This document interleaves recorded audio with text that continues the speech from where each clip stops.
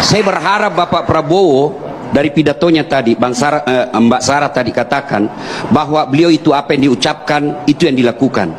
Saya berharap ya Allah, mudah-mudahan pemimpin inilah yang memulai tidak ada lagi politik pencitraan. Politik pencitraan ini dalam ilmu politik, saya belajar tentang komunikasi politik pada saat S3. Politik pencitraan itu wajar dalam dunia politik, tapi bagi orang beragama pencitraan itu kemunafikan, dan tidak ada yang abadi dengan kemunafikan. Buktikan pemimpin yang berkata lain dengan yang bertindak lain pasti akan hina pada akhirnya. Maka saya berharap ya Allah, Prabowo ini saya berharap mudah-mudahan ini pemimpin tertinggi yang akan menghilangkan ke bawah semua pemimpin-pemimpin pencitraan. Satunya kata dengan perbuatan. Yang ketiga, ketika mendengar pidato beliau, saya teringat Rasulullah ketika hijrah dari Mekah ke Madinah karena diusir. Ya kan? Prabowo kan juga pernah hijrah. Ya.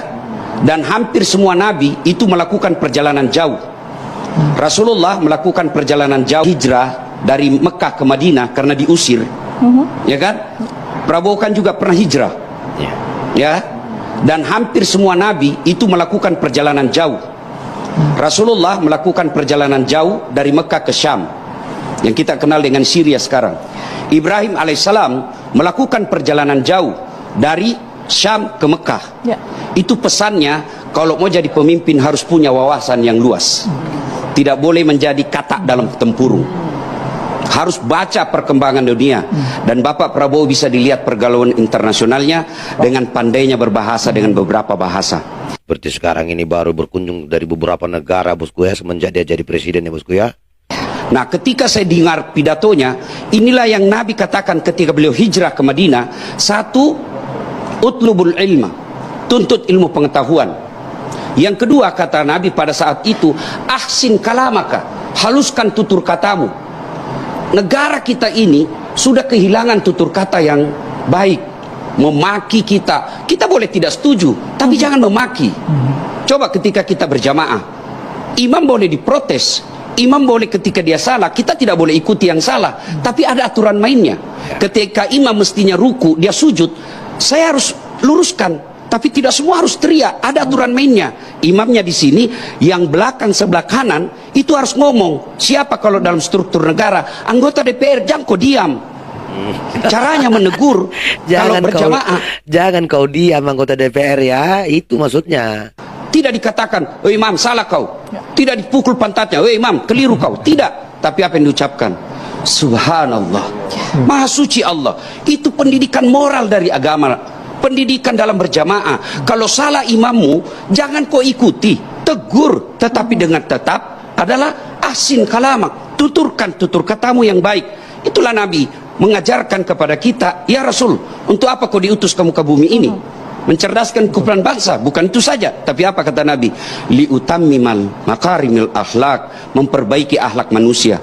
Dan saya berharap kepada para politisi, jangan ajarkan rakyat kita ini bertutur kata yang kasar, bertutur kata yang tidak etis, karena anak-anak kita sekarang belajar dari politisi, belajar dari tokoh-tokoh. Maka kita berharap tunjukkanlah tutur kata yang baik. Dan saya berharap Bapak Prabowo memulai dari Bapak Prabowo. Kemudian setelah lihat pidato, andai saja saya boleh, mudah-mudahan Mbak Sarah bisa sampaikan ke beliau, itu Rasulullah pernah mengingatkan, kalau mau tegak ini negara ada 4 hal yang harus diperhatikan. Kalau kita masih percaya agama, dan itu tidak ada pilihan, kita harus percaya agama. Kenapa? Kita sudah bikin ikrar Pancasila. Sila pertama ketuhanan yang Maha Esa. Betul kita bukan negara Islam, tapi kita bikin deklarasi kita negara yang percaya kepada ketuhanan yang Maha Esa. Lalu agama mengajarkan sebagai orang Islam, sebagai pendakwah, satu kata Nabi, kalau mau tegak ini negara, adilnya para pemimpin. Adil itu tidak bisa dipisahkan dengan penerakan hukum. Adil itu bukan lisan, tapi adil itu adalah penegakan hukum. Negara akan kacau balau kalau hukum kita permainkan.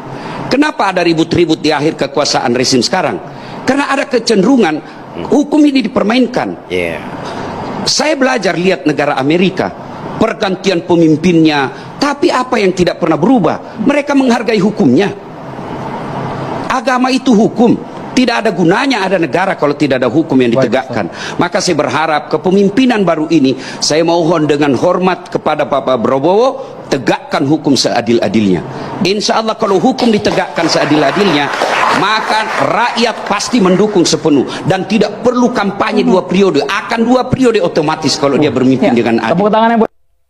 Bukan main bosku ya, terutama ya oligarki yang menggarap tanah negeri ya bosku ya, itu perlu hukum ditegakkan itu bosku ya. Baru yang kedua, polisi-polisi yang korup ya, yang pro-pro yang tidak untuk rakyat ya bosku ya. Pada yang kami hormati Bapak Presiden Haji Prabowo Subianto, tolong Pak, bersihkan pemerintahan Bapak dari orang-orang yang bermasalah, baik bermasalah dengan korupsi, bermasalah dengan judi, bermasalah dengan pelanggaran HAM, bermasalah dengan segala kemungkaran dan kerusakan negeri.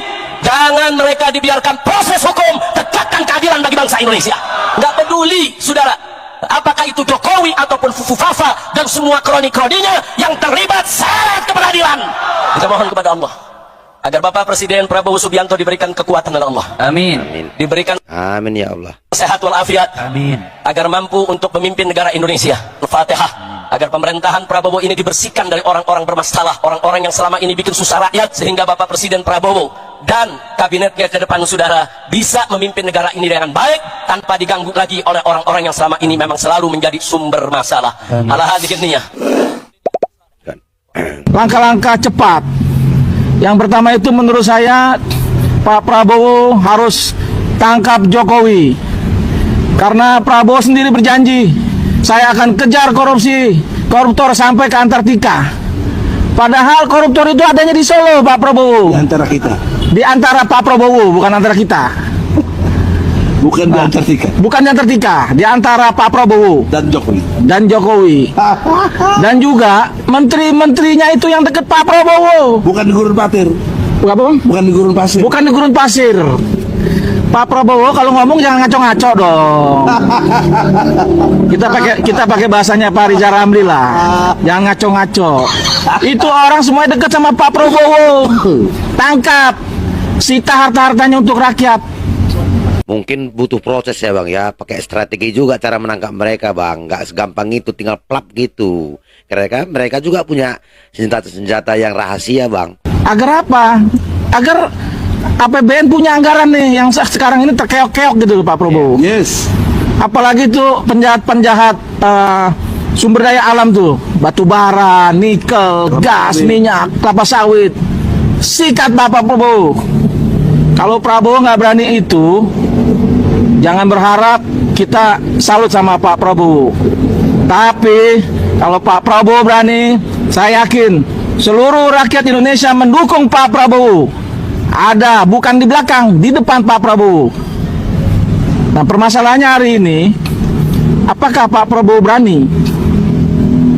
Tapi saya yakin bang, Prabowo ini Jenderal Kopassus, sekarang presiden. Yang dulu nih kami semua ini pendukung Prabowo ini, rela mati. Bang Egy ditangkap, Penjara. di penjara Pak Prabowo untuk belain Pak Prabowo. Nah harusnya Pak Prabowo berpikir, kenapa mereka begitu mau berkorban untuk seorang Prabowo untuk menjadi seorang pemimpin yang hari ini apa yang dicita-citakan Prabowo tercapai. Artinya Pak Prabowo harus segera mewujudkan cita-cita pejuang Pak Prabowo dulu ini. Yang walaupun bahkan ini kami agak berlawanan karena ada apa? Karena ada Fufu Fafa di situ.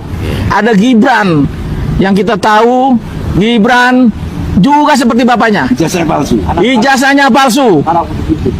Anak haram konstitusi. Artinya apa? Saya melihat PT sudah 0%. Banyak orang menduga 0% ini akan diambil kesempatannya oleh Jokowi. Untuk apa? Untuk menaikkan Gibran. Tapi saya bilang hari ini Gibran ijazahnya palsu. Sebentar lagi kita laporkan ke Bareskrim. Agar apa? Agar rakyat tahu. Jangan sampai mau dibuang-buangin lagi Gibran dengan blusukan-blusukan yang kayak taman kanak-kanak gitu loh. Yang bisa main bola-bola sini, bola situ. Gak gitu kelasnya Mas Gibran. Belajar dulu sama saya sini. Semua butuh proses ya bang ya. Mungkin Pak Prabowo kan seorang militer itu ya, tentu punya strategi. Kita tunggu aja tanggal mainnya bang ya. Semoga Bapak Prabowo seperti yang kita idam-idamkan ya. Hati-hati Bapak Prabowo dalam segala bidang, di istana atau di luar. Dari segi makanan, minuman, segalanya harus Bapak Prabowo ini ada orang yang dipercaya. Hati-hati, saya ingatkan, jangan sampai api dalam sekam ini membara. Karena kalau Pak Prabowo ini terjadi sesuatu sampai meninggal dunia, ini fufu apa ini akan jadi presiden. Bahaya, hancur Indonesia ini. Kita tidak berharap dia menjadi presiden. Dan dia mengatur dirinya sendiri aja nggak bisa. Ya, saya beberapa kali mendengarkan pidato beliau. Bahkan tadi ketika saya dengar pidato, saya tunggui. Begitu dia katakan pidatonya yang berapi-api, langsung saya berdiri. Ini yang saya tunggu. Ini sudah yang saya tunggu ini. Satu, Ini Ustadz Das Latif ya bosku ya. saya berharap Bapak Prabowo dari pidatonya tadi, Mbak Sarah tadi katakan bahwa beliau itu apa yang diucapkan itu yang dilakukan. Saya berharap ya Allah, mudah-mudahan pemimpin inilah yang memulai tidak ada lagi politik pencitraan. Politik pencitraan ini dalam ilmu politik, saya belajar tentang komunikasi politik pada saat S3. Politik pencitraan itu wajar dalam dunia politik, tapi bagi orang beragama pencitraan itu kemunafikan, dan tidak ada yang abadi dengan kemunafikan. Buktikan pemimpin yang berkata lain dengan yang bertindak lain, pasti akan hina pada akhirnya. Maka saya berharap ya Allah, Prabowo ini saya berharap mudah-mudahan ini pemimpin tertinggi yang akan menghilangkan ke bawah semua pemimpin-pemimpin pencitraan. Satunya kata dengan perbuatan. Yang ketiga, ketika mendengar pidato beliau, saya teringat Rasulullah ketika hijrah dari Mekah ke Madinah karena diusir. Ya kan? Prabowo kan juga pernah hijrah. Ya. Dan hampir semua nabi itu melakukan perjalanan jauh. Rasulullah melakukan perjalanan jauh dari Mekah ke Syam.